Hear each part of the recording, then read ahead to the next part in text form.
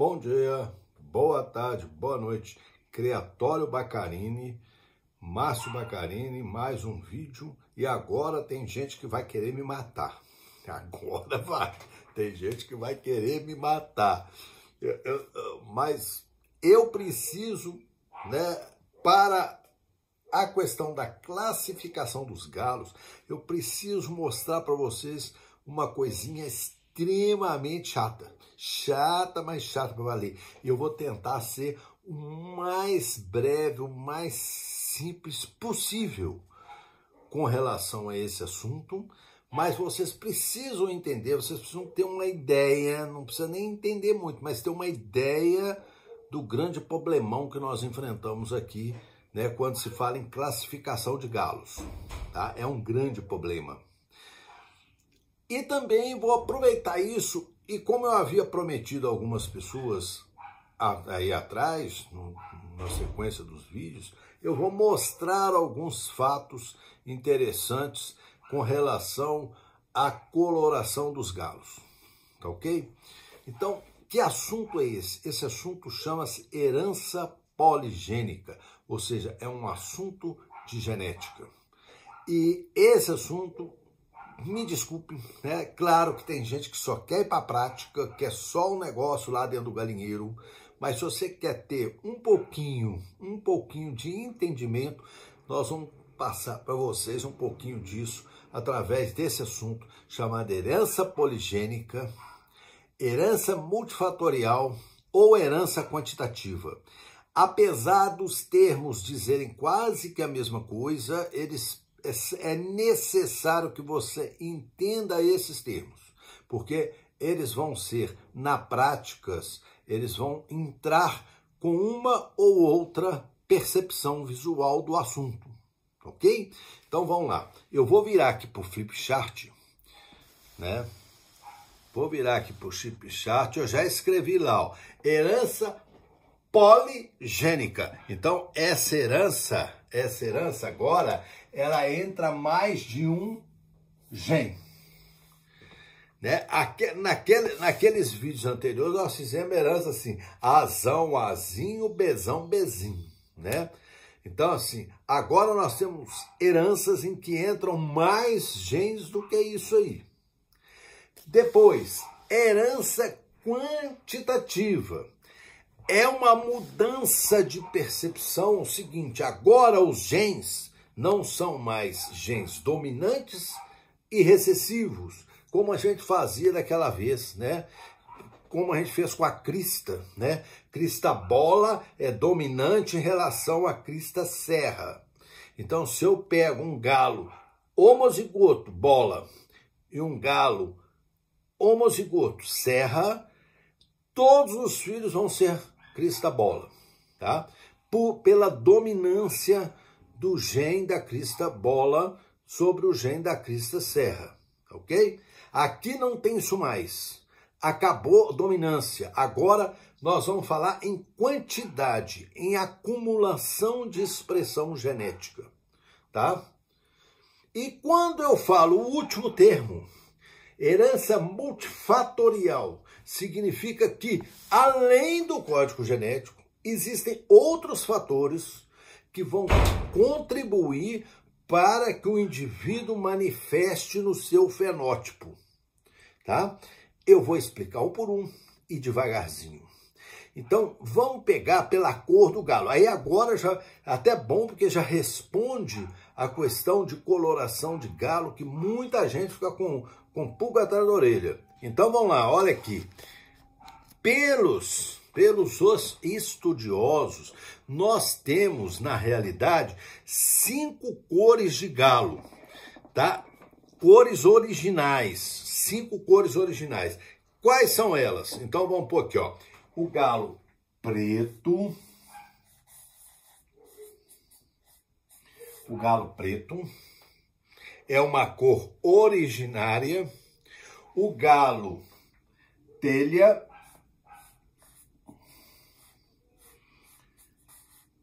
Ou aleonado, né? Tem gente que gosta de nome complicado, tem gente que gosta de coisa. Galo aleonado, né? Cor de leão, né? aquele galo telha. O galo cinza. O galo vermelho, que é a cor básica, né, dos galos, dos banquivas, né, dos banquivas. E o galo branco.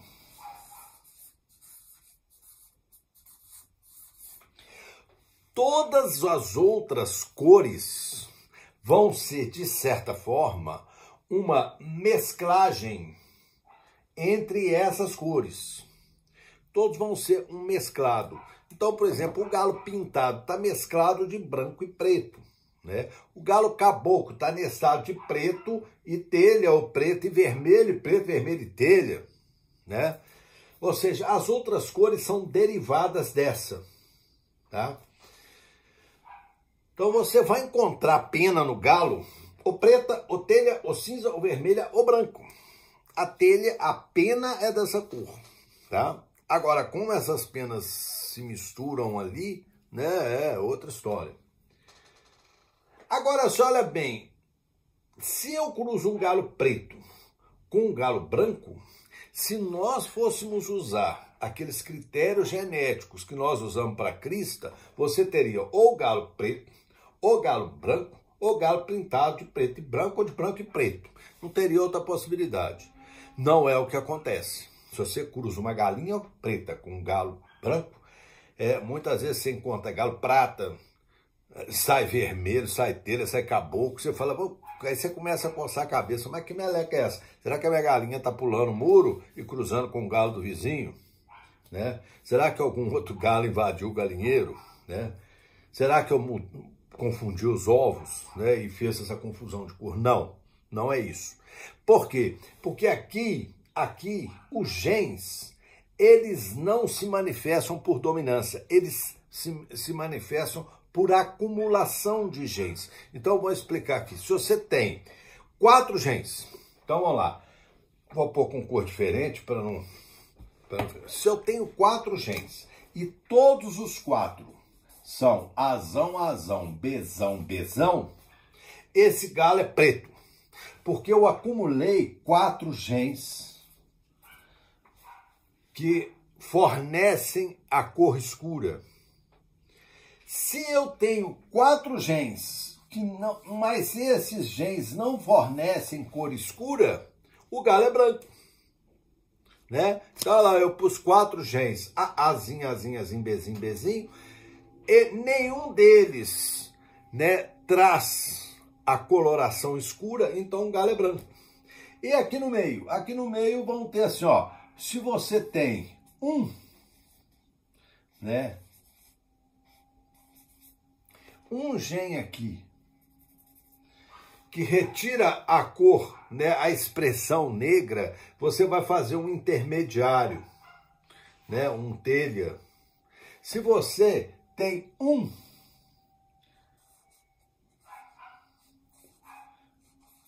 ou seja, você tem um meio, ou seja, metade puxa para o branco, metade puxa para o preto, você vai ter um galo mais acinzentado, né? Se você tem, aqui está até trocado, né? Aqui seria o vermelho e aqui seria o telha, né? Se você tem aqui, ó, um genótipo em que você tem um azão, azinho, bezinho, bezinho, você puxa para um telha. E se você tem tudo pequenininho, você puxa para o branco. Então, você vê que a acumulação do gene é que vai modificando a cor dos galos. Existe uma possibilidade muito grande de colorações aqui, né? Quantas vezes vocês vão cruzar, você pode ter 3 azinhos, um bezão, pode ter 2 bezão e um azinho, você pode ter azão, azinho, bezão, bezão, azão, azão, bezão, bezinho, e por aí vai. Você tem múltiplas possibilidades. Bom, beleza. Se fosse cor, eu tava nem aí. E por isso que eu falava para vocês, cor não me interessa muito. Não interessa muito. Mas joga isso para o lado da espora, do estilo de briga, né? e nós vamos usar isso na classificação, tá? Então, olha agora, eu vou fazer para vocês uma coisa que se chama pirâmide de Pascoal. Eu sei que é complicado, eu sei que dá nó na cabeça da gente, mas ela vai me explicar uma coisa. Olha bem, vai me explicar uma coisa aqui. Olha bem, o que é a pirâmide de Pascoal?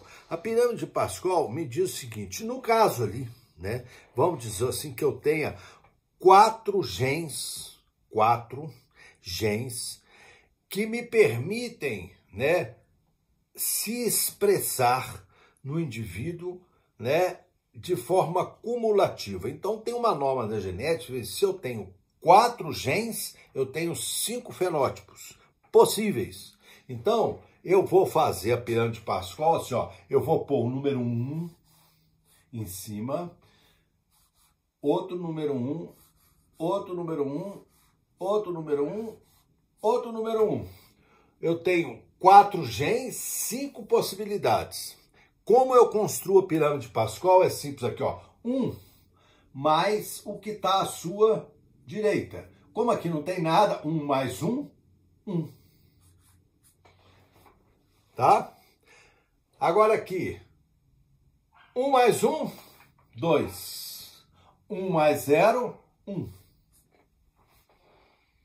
Agora aqui, ó, 1 mais 2, 3. 2 mais 1, 3. 1 mais 0, 1. E a quinta possibilidade, ó, 1 mais 3, 4. 3 mais 3, 6. 3 mais 1, 4. 1 mais 0, 1. Guardem essa possibilidade aqui. Significa, o que significa isso? Significa que nesses cruzamentos eu vou ter uma curva da seguinte forma. Olha bem, se eu estivesse falando de espora, olha, eu vou fazer essa curva aqui, ó. Eu vou fazer um gráfico. Se eu estivesse falando de espora, então o meu gráfico seria mais ou menos isso aqui, ó. Eu tenho 1. Se você cruza, você tem que nascer pelo menos 1. Se não nascer nada, não tem cruzamento. Então, eu tenho 1 aqui. Eu tenho 6, que foi o maior número que apareceu. Então, essa curva minha vai fazer assim, ó. Ou seja, o maior número de galos vão estar aqui no meio. Eu vou ter pro lado de cá 4. Aqui são 6. Pro lado de cá 4. Pro lado de cá 4. Aqui eu tenho 1, aqui eu tenho 1.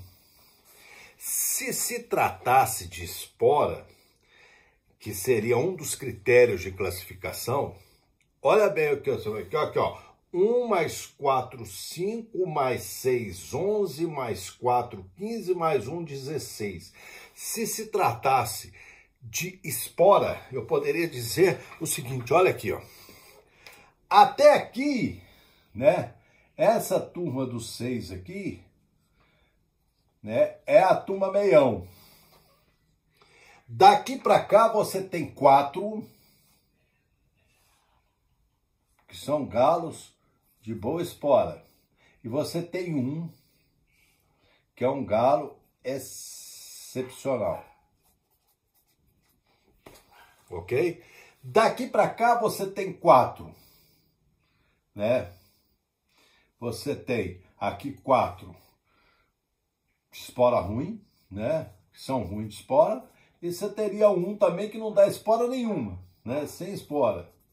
Que também é raro, né, gente? Você tem um galo, você fazer uma briga na rinha, você pega um galo ruim, mas que pelo menos uma espora o seu vai levar, vai. A não ser que o seu mate com 1 minuto.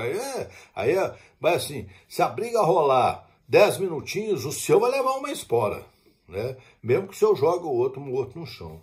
Então, um galo que não dá espora nenhuma, nada, também é raro, né? Agora aquela história da loteria esportiva. Você fazer 13 pontos era difícil, não fazer nenhum também era, né? Se você, na loteria esportiva, você fazer nenhum ponto, também era difícil, né? Então, assim, E você tem aqui esses 6 no meio, esses 6 aqui do meio, né? Esses 6zinhos aqui, que é o que chama você a perder dinheiro. Porque esses 6 são galos que dão espora, mas não são galos excepcionais, não são galos que você deva classificar. Eles dão uma espora, não outra. Eles são aquele galo meião, né? E você leva aquela norma que todo galista tem, o galo ruim, você não perde nada com ele, você come. O galo médio, você perde dinheiro, porque você acha que vai ganhar e perde. O galo bom é o que você deve julgar, mesmo assim a chance de perder. O galo excepcional reza para um dia ter, né? É uma regrinha que, na verdade, fala aqui, ó, o galo ruim, você não perde nada com ele. Então, aqui, ó, desses 16, 5 você vai comer, tá? 6 é o que faz você perder. Por isso a chance, se você não for um bom classificador, a chance de você perder é muito grande, né? Porque aqui, ó, do 11, 6 te levam a enganar e você vai perder. 4 são galos com boa classificação. Não te garante que você vai ganhar. Tá? Se garantir, será outra história. Você não tem garantia nenhuma que vai ganhar, porque você tem 4 bons, né? E 1 seria excepcional. Seria aquele galo que faz aí 10 brasileiros, 10 nacionais, né? Que não é uma exceção. Agora, nós estamos considerando aqui que nessa ninhada de 16 são machos.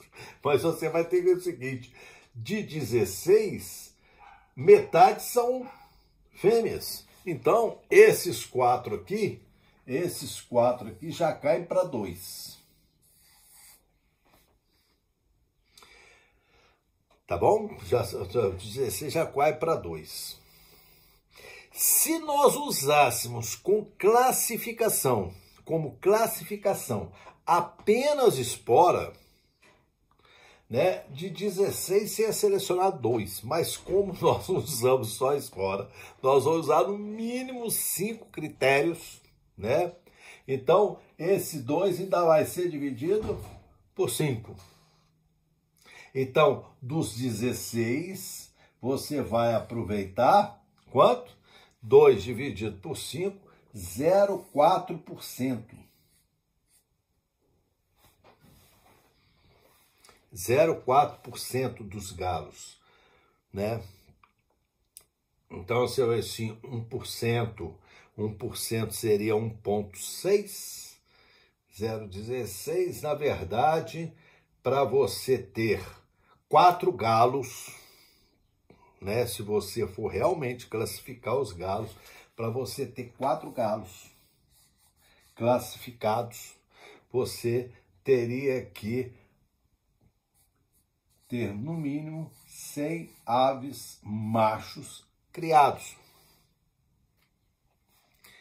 Oh, cara, dá para entender a dificuldade? Então, isso é um cálculo matemático e ele não falha, não falha. Então, assim, para cada 100 galos, você tem a possibilidade de tirar 4 galos para você dizer assim, eu tô armado, como o pessoal fala, tô armado. E rezar, né? Todo dia lá dando uma rezadinha, pedindo pelo amor de Deus, para no meio disso, né, sair um excepcional. Porque o excepcional vai ser 1 dividido por 5, 0,2%, né? Não, vai ser 1, sendo que número 16, sendo que é fêmea 0,5, então você vai tirar aí mais ou menos uns 500 machos, mais ou menos, aproximadamente 500 machos, para você chegar em um galo que você diria excepcional. Mas ainda tem um porém. Vocês lembram lá na definição, aqui, ó, tem uma definição que diz o seguinte aqui, ó, a herança é multifatorial. Vai lá, vou escrever aqui, ó, multifatorial. Ó, escritão aqui, ó. Herança multifatorial. O que significa isso na prática? Significa que, ó, se você precisa de 100 galos para tirar 4, todos os fatores ambientais, de nutrição, de cuidados, de manejo, tem que estar 100%. Porque cada vez que você falhar, um fator desse joga esse número para baixo. Essa é a questão do multifatorial, né? A genética me dá essa possibilidade, mas o meio ambiente pode me tirar isso, né? Um exemplo clássico disso aí é o indivíduo gordo e o indivíduo magro, né? Às vezes o indivíduo tem a genética para ser um indivíduo gordo, mas se ele tem uma vida muito regrada, se ele tem uma alimentação muito regrada, apesar da genética apontar ele ser gordo, ele não vai ser gordo, porque ele não tem fator externo que possibilite a expressão genética do fator gordo. Ele vai ser magro porque ele não tem a possibilidade de expressão genética, ou seja, expressão no fenótipo da sua genética, porque ele tem uma alimentação muito regrada. Alcoolismo, o alcoolismo mesmo, doença, é uma doença com fator genético. É uma doença. Bom, agora, quantos alcoólatras existem em um país onde bebida alcoólica é proibida mesmo? Zero. Uai, mas peraí, por que então se é genético? Sim, é genético, mas é multifatorial.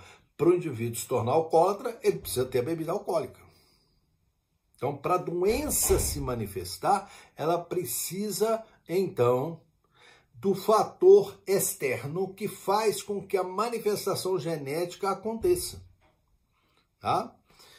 Isso é que a gente chama multifatorial, ou seja, a genética, além de ter o código genético, ela precisa de fatores externos que nos permitam, que modifique, né, o indivíduo para que ele tenha essa expressão. Um exemplo. Quer que eu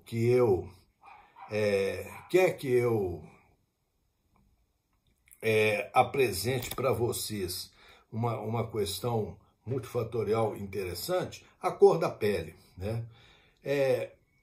Eu sou um indivíduo branquinho, né? Aí eu vou na praia, tomo um sol e a minha cor escurece, fica assim, né? Um bronzeado, né? Olha bem, se eu tenho um bronzeado, né? Se eu estou me bronzeando, da realidade, eu modifiquei o meu fator genético branco para uma cor um pouco mais, né, por um fator genético que é a luz solar. Tá? Isso é que nós chamamos de fator multifatorial. Por que eu estou dizendo, né, que isso é importante? Nós vamos falar agora de classificação do galo. Nós vamos levar aqui em consideração todas essas possibilidades, né? E vai ficar claro para vocês, eu acho que vai ficar claro para vocês a dificuldade, primeiro, de ter um grande galo, né? Segundo, além de ter um grande galo, né, de os cuidados com os fatores externos, né, com vacinação, com alimentação, com manejo, né, com o trato do galo, porque isso vai influenciar muito, tá? Então, as regras, tudo certinho, porque isso influencia muito, e mesmo assim, com todos esses cuidados, vocês vão ver que o galo, né, que você seleciona vai depender, né, da sua capacidade de perceber todas essas situações, né, e ao perceber todas essas situações, né, ao perceber todos essas variáveis, você conseguir, então, destacar o galo que você quer, tá ok? Então, esse é o meu objetivo, esse é o objetivo nosso, né? Eu sei que isso aqui é complicado, né? Mas isso aqui explica, pelo menos vai explicar para a gente, né? Por que que não é tão fácil assim, né? E por que que a gente tem que partir de linhagens boas? Muitas vezes você acha que, assim, que você tem que partir do galo bom. O galo bom, aquele excepcional lá da ponta da curvinha lá, ele pode nascer até de um galo ruim. É uma loteria. Ele pode nascer de um galo ruim. Quanta gente não viu galos excepcionais que eles são conhecidos assim? Por exemplo, vou dar um exemplo. Você tem um galo, vou pôr o nome nele de Zé Mané. Um galo Zé Mané. Esse galo Zé Mané, galo excepcional, começou, ganhou um brasileiro, ganhou 2, derrubou, lutou, fez 5 combates nacionais. O galo criou história. Aí você fala assim, pô, se esse galo é tão bom, eu vou cruzar esse galo, tá? Tudo bem. Alguém foi atrás para saber, assim, filho de quem, linhagem de quem, como são os irmãos, como são os pais? Não. Partiu, esse galo é como se ele fosse o pilar de uma nova linhagem. Só que esse pilar é uma excepcionalidade. Qual a possibilidade dele vir repetir isso aqui? É um em cada 500, 600, 1000 galos. Então, e o pior, ele ainda empurra a curva para a esquerda, ou seja, a maioria vai ser medíocre. Então, não adianta, às vezes não compensa você pegar o excepcional, compensa você pegar a linhagem, né? Aquele galo que, mesmo não sendo excepcional, ele é de uma linhagem de galos, né, de confiança, de galos que dão uma proporção de filhos bons, né? Tá aí a explicação de por que a gente deve ficar muito atento a isso. Esquece o galo bom, excepcional, vai atrás de linhagens de galo, né, de famílias de galo que tem estrutura, ou seja, que tem várias comprovações, né? Ou seja, uma porcentagem boa de indivíduos que deram, né, vamos dizer assim, deram uma estrutura para aquela família, ou seja, essa linhagem de galo é uma linhagem boa. Então, se você me oferecer um galo excepcional sem família e um galo bom, não excepcional, mas bom, que tem linhagem, e se eu oferecer qual você vai cruzar, eu cruzo esse outro de cá. Tá? Eu cruzo o que tem linhagem. O excepcional, muito obrigado. Né? Tá, claro, me dá ele para mim, que eu vou levar ele para o combate, ele é excepcional, beleza. Traz ele para mim. Né? Mas não, eu tô te dando esse excepcional para você cruzar. Obrigado. Obrigado, ele não tem família, não tem nada, não sei, eu conheço, não vou fazer, não vou arriscar, tá? Então, eu sei que esse vídeo é chato, enjoado, as pessoas, né, tem nego que não quer nem saber, nego que, é o que eu falo assim, existe o galista que senta no seu escritório e pede pelo menos um tempo, né, estabelecendo quais são as suas regras de cruzo, quais são suas regras de vacinação, quais são suas regras de alimentação, que pede um tempo marcando os seus pintinhos, estabelecendo, né, toda aquela genética, qualificando os seus pintinhos, eliminando aqueles que estão fugindo, que pesa os seus pintinhos, que faz todo esse manejo, né, desde o ovo até virar um galo. Então esse é um galista. Existe o galista galinheiro, né? O galista galinheiro é aquele que não quer nem saber, ele bota galo e galinha no galinheiro, tira pinto e bota para rachar, e se for bom é bom, se for ruim é ruim. Tudo bem, extremos, né? Existe o meio termo aí, mas quanto mais você for galista, mais você vai se preocupar com essas questões, né, relacionadas à forma de manejo, à forma de cruza, né, a forma de estruturação das famílias dos seus galos, etc. Mas você vai se relacionar com isso, né? Mas você vai perder seu tempo sentado num escritório. A cabeça tem que pensar muito, né? Ou seja, as coisas têm que ser pensadas, não podem ser só no galinheiro. Só no galinheiro, tudo bem, tem gente que é só no galinheiro. Mas se você quer se destacar um pouquinho, pensa, estrutura, né? Como eu vou montar minhas famílias, como eu vou organizar isso, como eu vou fichar esses galos, né? Como eu vou depois pegar essas fichas e falar, poxa, isso aqui não está dando certo, eu vou mudar, isso aqui não... Olha, que aproveitamento aqui está muito bom, então isso aqui nós vamos continuar. Então, o cabeção tem que pensar um pouquinho, se a gente quiser, pelo menos, né? Pelo menos, de alguma forma, você melhorar seu plantel, tá bom? Então, no próximo vídeo, nós vamos falar justamente sobre a questão, iniciar a conversa sobre classificação de galo, e nós vamos voltar aqui de uma forma ou outra nesse assunto, né, o menos possível, o menos técnico possível, para que a coisa fique mais digerível, tá bom? Então, bom dia, boa tarde, boa noite para vocês e até o próximo vídeo.